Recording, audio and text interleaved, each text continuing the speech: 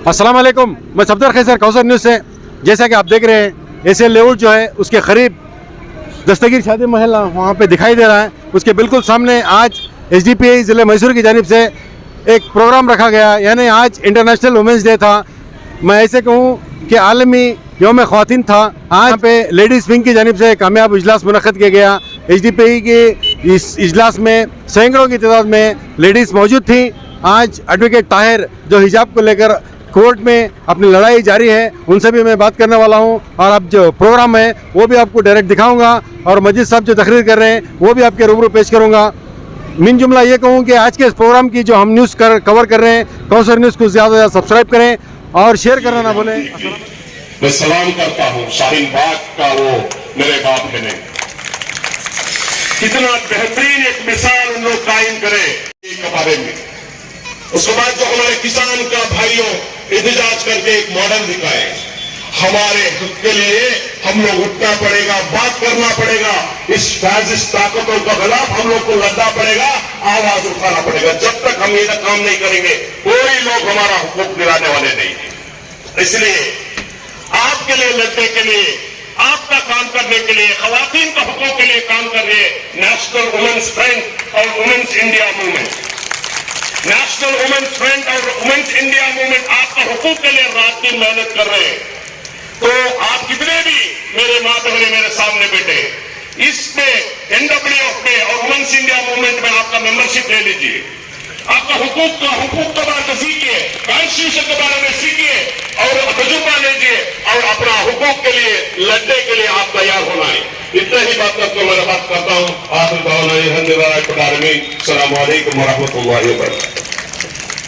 अस्सलाम वालेकुम सर, ये जब से हिजाब का मसला शुरू हुआ है तमाम की नज़रें आप पर आकर रुक रही हैं। सर आपका सीधा क्या कहना है सर इसके बारे में? देखिए, हिजाब का जो मसला है, जैसे कि मैंने आपको बताया कि ये सारा जो चीज़ होता है यूनिफॉर्म का था, मगर बाद में उन्होंने बहुत बड़ा इशू बना दिया।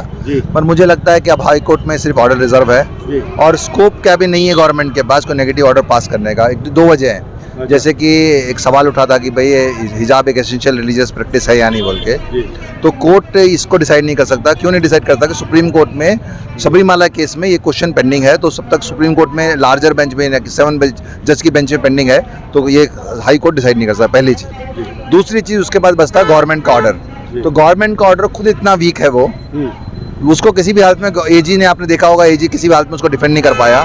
तो मुझे नहीं लगता ये होगा और वो उसके गवर्नमेंट के ऑर्डर को वो लोग क्वैश कर देंगे। हो सकता है एक ऑर्डर में क्या कर सकते हैं वो लोग, एक गवर्नमेंट को एक लिबर्टी दे सकते हैं कि एक यूनिफॉर्म पॉलिसी बनाओ, मगर उस बनाते वक्त में कॉन्स्टिट्यूशनल पूरे जो राइट्स हैं उसको ध्यान में रखो, उसकी वैल्यूज़ को ध्यान में रखो, और जितने भी स्टेक होल्डर्स हैं, पेरेंट्स हैं, टीचर्स हैं, स्टूडेंट्स हैं, स्टूडेंट ऑर्गेनाइजेशंस हैं, इनसे डिस्कशन करके एक यूनिफॉर्म पॉलिसी बनाओ।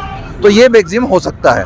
मुझे नहीं सकता है, कोई मैं नहीं समझता किसी रीज़न से ये नेगेटिव ऑर्डर हो सकता है, और अल्लाह की मर्ज़ी है। मगर मोस्टली मेरे को लगता है जितना जो आर्गूमेंट हुआ है, जिस तरीके से आर्गूमेंट हुआ है, उसमें मुझे नहीं लगता किसी का नेगेटिव ऑर्डर आएगा। मैक्सिमम इतना ऑर्डर आ सकता है। इंशाल्लाह सर, ज़रूर हम भी उम्मीद कर रहे हैं, क्योंकि लोग आमतौर पर अमूमन यही समझते हैं कि कोर्ट का जब बात आती है तो तारीख पे तारीख, ये इसलिए से अब तक मैंने जो नज़रें हैं उम्मीद के कब तक बढ़ रहेंगी। नहीं, बेसिकली देखिए, आप देखा होगा कि दूसरे केसेस में तारीख पे तारीख होता था, मगर इसमें कोई तारीख नहीं चली।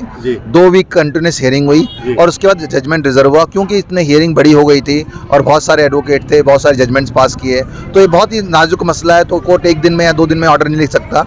इसका मुझे जो अभी उसकी राइटिंग चल रही होगी जजमेंट की, मुझे लगता है कि एक जुम्मे तक इंशाल्लाह ये ऑर्डर आने का चांस है। और जैसे मैंने आपको बताया कि ऑर्डर में ऐसा कुछ भी नहीं है कि हमारे खिलाफ कोई नेगेटिव होगा या मुसलमानों के खिलाफ नेगेटिव होगा या स्टूडेंट्स के खिलाफ नेगेटिव होगा।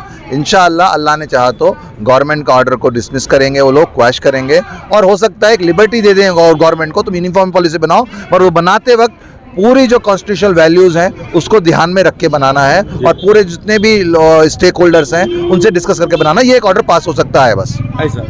सर आने वाले दिनों में जो आज हिजाब का इशू है, कल हो सकता है कुछ और फिस्ताई ताकतें कुछ और लाए। सो ऐसे में मुत्तहिदा तौर पर हमारे नुमाइंदे हों या उलमा कराम, ये एक मुत्तहिदा तौर पर क्या करना चाहिए आपके हिसाब से? देखिए, बेसिकली क्या है, जो कमज़ोर होता है ना उसको लोग टारगेट बनाते हैं। हमको मजबूत बनना है, पहली चीज़। दूसरा, आप खुद सोचिए ना कि हम लोगों ने समाज में कितना वैक्यूम पैदा कर दिया। सिस्टम में हम लोग नहीं हैं, जुडिशरी में हम लोग नहीं हैं, अच्छे लॉयर्स हमारे पास नहीं हैं, हमारे अच्छे पॉलिटिकल लीडर्स नहीं हैं। हमारे पॉलिटिकल लीडर्स की क्या हालत है, इस केस ने सबको एक्सपोज कर दिया है। तो मैं समझता हूँ कि अब कौम समझेगी, जिस तरह CA NRC में लोग जागे थे इसमें भी जागेंगे। और आपने एक ध्यान रखना है आपने कि CA NRC में जो एजिटेशन को लीड किया था औरतों ने लीड किया था।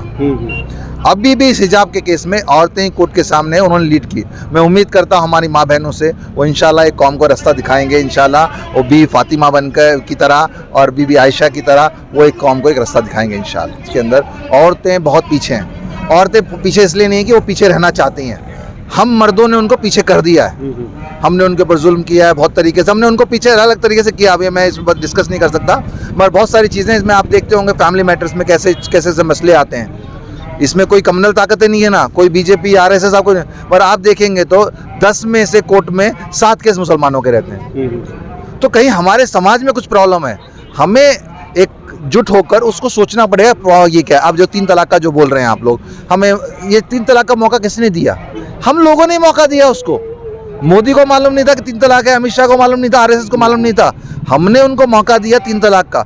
तो वो लोग एक मौका देते हैं, हम लोग खुद मजबूत हो जाएंगे, अपनी प्रॉब्लम को सॉल्व कर लेंगे तो बहुत ईजी है करना।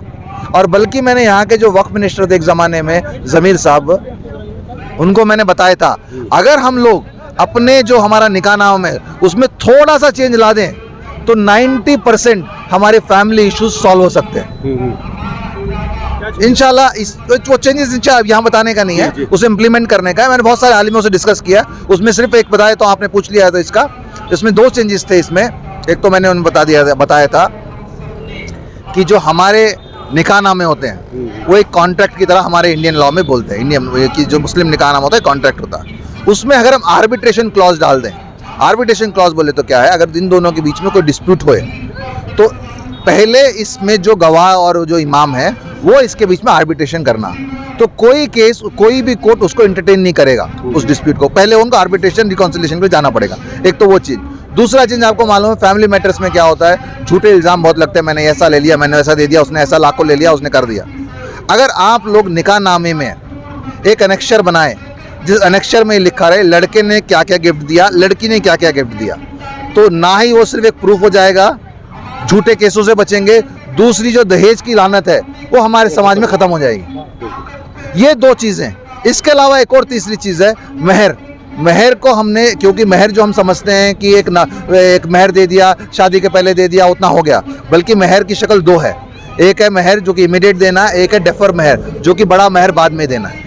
अगर हम लोग इस तरीके से इसको फॉलो कर लिया तो हमारे इस्लामिक वैल्यू के अंदर ही हम अपनी प्रॉब्लम सॉल्व कर सकते हैं। ये छोटी छोटी चीज़ें हैं, ये लोग, इसके लिए हमारे रिलीजियस लीडर अपने करेज दिखाना है, पॉलिटिकल लीडर करेज दिखाना है। हमारा जो हिंदुस्तान का जो सिस्टम है ये है डेमोक्रेटिक सिस्टम, यहाँ पे पॉलिटिकल लीडर की बहुत बड़ी अहमियत है। अगर कोई महंत बोलता मैं राम मंदिर बनाऊंगा तो जिंदगी में नहीं बनता था। पॉलिटिकल पार्टी ने बोला मैं राम मंदिर बनाऊंगा तो उन्होंने मस्जिद गिराना भी आसान हुआ, उनका मंदिर बनाना भी आसान हुआ। तो हिंदुस्तान में पॉलिटिकल पावर की एक अलग पोजीशन है। अगर हमारे पॉलिटिकल लीडर्स सही से अपनी आँख खोलें, सही से करेज दिखाएं, कौम के लिए खड़े हैं, तो हिजाब नहीं, कोई भी छोटे मोटे मसले हमको परेशान नहीं कर सकते और बड़े से बड़े मसले भी हमको परेशान नहीं कर सकते। ये मेरा एक दावा है। ಕೆಲಸ ಮಾಡ್ತಾ ಇದೆ ಎಂದು ಸಂಪೂರ್ಣವಾಗಿ ತಿಳಿಸಿಕೊಟ್ಟಂತಹ ಅಬ್ದುಲ್ ಮಜೀದ್ ಸಾಹೇಬರವರಿಗೆ ಧನ್ಯವಾದಗಳು. ಕಾರ್ಯಕ್ರಮದ ಮುಂದಕ್ಕೆ ಡಾಕ್ಟರ್ BT ಲಲಿತಾ ನಾಯಕರವರಿಗೆ ಪೋಡಿಯಂಗೆ ಆಹ್ವಾನಿಸುತ್ತಿದ್ದೇನೆ. BT ललिता नायक, आगे की तासुरात के लिए मैं BT ललिता नायक को दावत देती हूँ, जो फॉर्मर मिनिस्टर थे। देवेगौड़ा जी जब प्राइम मिनिस्टर थे तो इन्होंने मिनिस्टर का रोल निभाया है। ये इतनी दूर से आपके लिए कर यहाँ आए हैं, तो तमाम औरतों से दरख्वास्त की जाती है कि इनकी तासुरात ध्यान से सुने।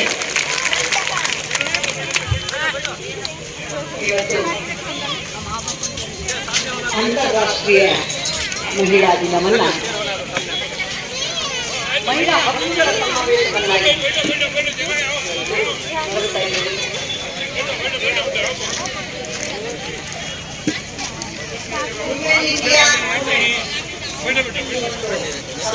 ಅತ್ಯಂತ ಉತ್ತಮವಾದ ರೀತಿಯಲ್ಲಿ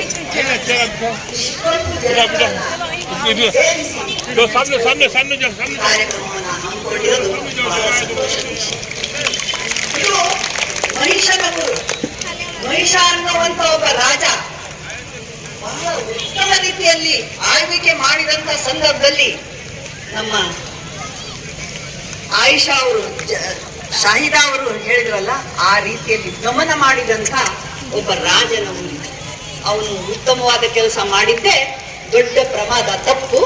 ಆದ್ರಿಂದ ಅವನನ್ನ ರಾಕ್ಷಸ ಅಂತ ಬಣ್ಣಿಸುವರು. ವೇದಿಕೆಯಲ್ಲಿ ಇರುವಂಥ ಇವತ್ತು ಈ ಒಂದು ಕಾರ್ಯಕ್ರಮದ ಅಧ್ಯಕ್ಷತೆಯನ್ನು ವಹಿಸಿರುವಂಥ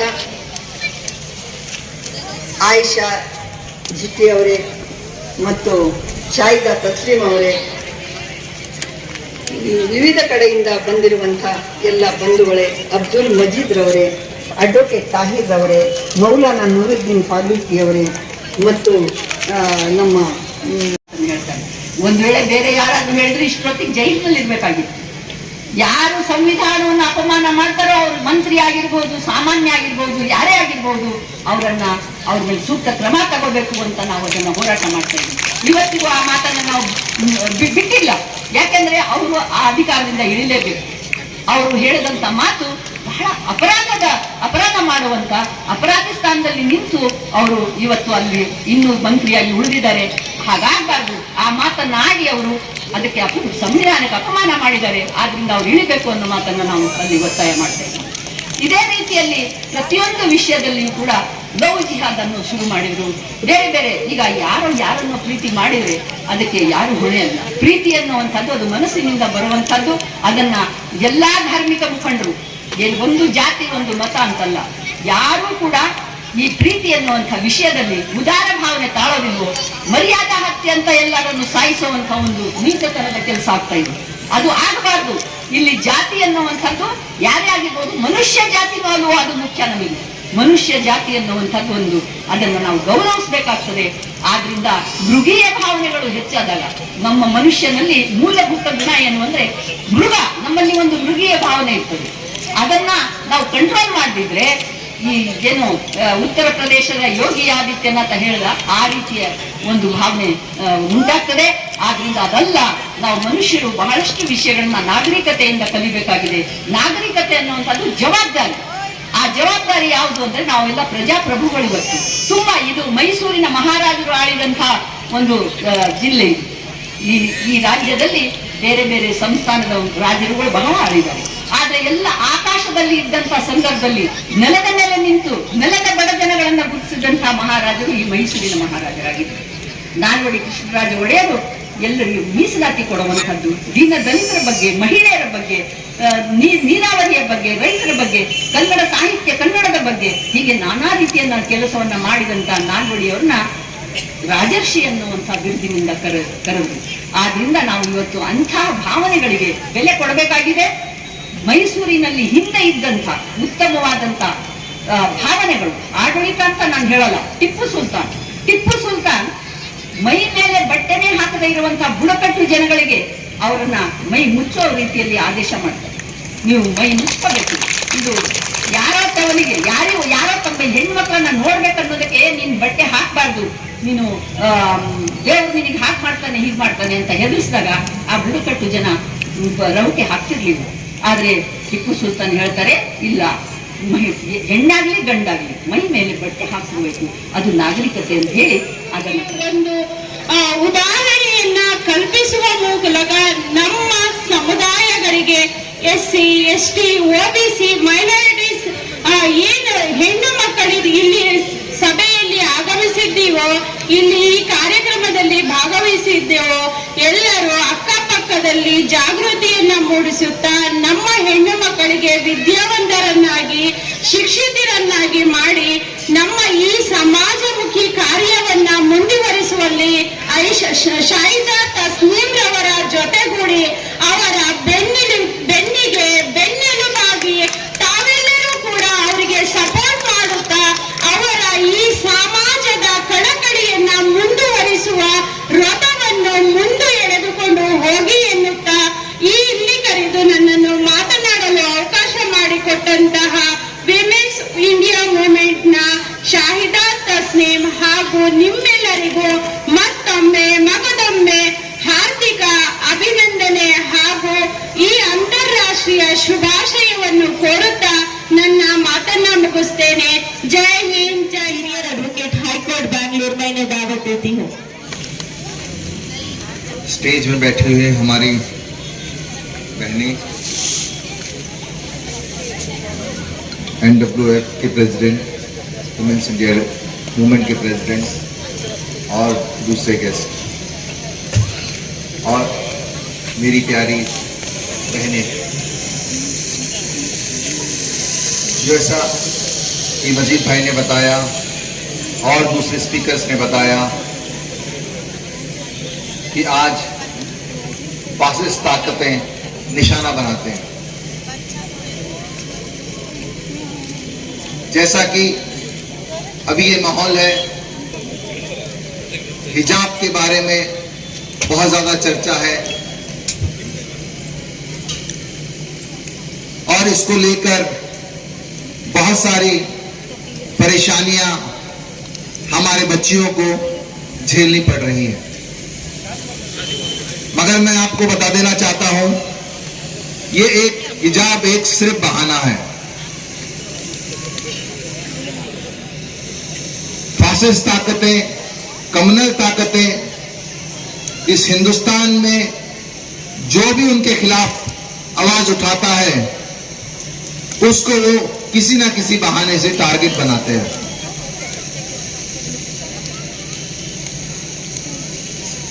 और इस टारगेट का निशाना आम तौर पर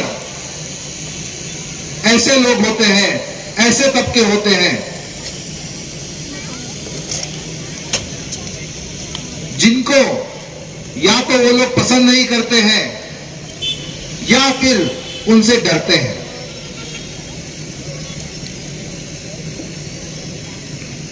और इन कम्युनल ताकतों की अचीवमेंट जो हमारे सामने है और जो पूरी दुनिया ने देखी है, पिछले 7 सालों में उन्होंने हिंदुस्तान कहां पर था उसको कहां पहुंचा दिया। मेरे हिसाब से उनकी सिर्फ एक ही एक अचीवमेंट है जो काम 200 साल में ब्रिटिश लोग नहीं कर पाए, ब्रिटिश हुकूमत नहीं कर पाई, वो काम इन्होंने 7 सालों में कर दिया। इन्होंने हिंदू और मुसलमानों के बीच में एक दरार पैदा कर दी और एक समाज के हिस्से को ये यकीन दिला दिया कि हिंदू खतरे में है। और सिर्फ उन्होंने ये काम अपने सियासत के लिए किया। वुमेन्स डे, सबको बधाई हो। Happy international women's day. तो वुमेन्स डे क्यों मनाया जाता है? एक दिन है, वुमेन्स डे है, सब लोग आए हुए हैं, क्यों मनाया जाता है? आज से 100 या 150 साल पहले की बात है, जब कार्ला ज़कीर एक औरत अपने फंडामेंटल राइट्स के लिए, उनसे पूरी जो राइट्स थी, right to equality, right for voting और राइट फॉर उनकी सैलरी से जो वहाँ के जो पुरुषों से आधा सैलरी उनको मिलती थी, उसका राइट के लिए उन्होंने एक आंदोलन स्टार्ट किया, एक प्रोटेस्ट स्टार्ट किया उनका हक के लिए। 1909 में उनको हक मिला और वहां पे women's day, national women's day बना। ये आंदोलन पूरी दुनिया में चली, रशिया, डेनमार्क, यूरोप, जर्मनी, और वहां पे ये आंदोलन का सक्सेसफुल, वो जो भी इस आंदोलन में भाग हुए, 15 से 15,000 लेडीज से ज्यादा मिलकर एक आंदोलन चला न्यूयॉर्क में। उसके बाद इंटरनेशनल वुमेन्स डे घोषित कर दिया। बोलने के लिए तैयार नहीं। कब तक इन गूंगों, इन बैलों, इन अंधों के पीछे तुम लगे रहोगे? तुम्हें अब तकदीरी लानी पड़ेगी, एक अंग्रेज लेना पड़ेगा, फिर से इस मुल्क की तारीख को लिखना पड़ेगा, फिर से अपने दीन को बचाना पड़ेगा, फिर से हमें अपने दस्तूर को बचाना पड़ेगा। ये लड़ाई कोई लीडर की नहीं है, ये लड़ाई किसी की नहीं है, ये लड़ाई आपकी लड़ाई, मेरी लड़ाई, मेरे मुस्तकबिल की लड़ाई, आपके मुस्तकबिल की लड़ाई, आपके बच्चों की लड़ाई, हमारे आने वाले नस्लों की लड़ाई, इस मुल्क में मसाजिद की लड़ाई, इस मुल्क में मदारिस की लड़ाई। क्या तुम समझते हो ये हुकूमत, ये फैशिस्ट हुकूमतें सिर्फ बुर्के पर बाकी रह जाएंगी, पर्दे पर बाकी रह जाएंगी? ये सिर्फ हिजाब को उतार कर इन्होंने यही नारे लगाए थे, तुम बाबरी मस्जिद को दे दो हम खामोश रह जाएंगे। हमारे तमाम नुमाइंदों ने, तमाम लीडरों ने यही सोचा था कि हम बाबरी मस्जिद को दे देंगे, फिर कोई इस मुल्क में कोई अनारकी, कोई फसाद नहीं होगा।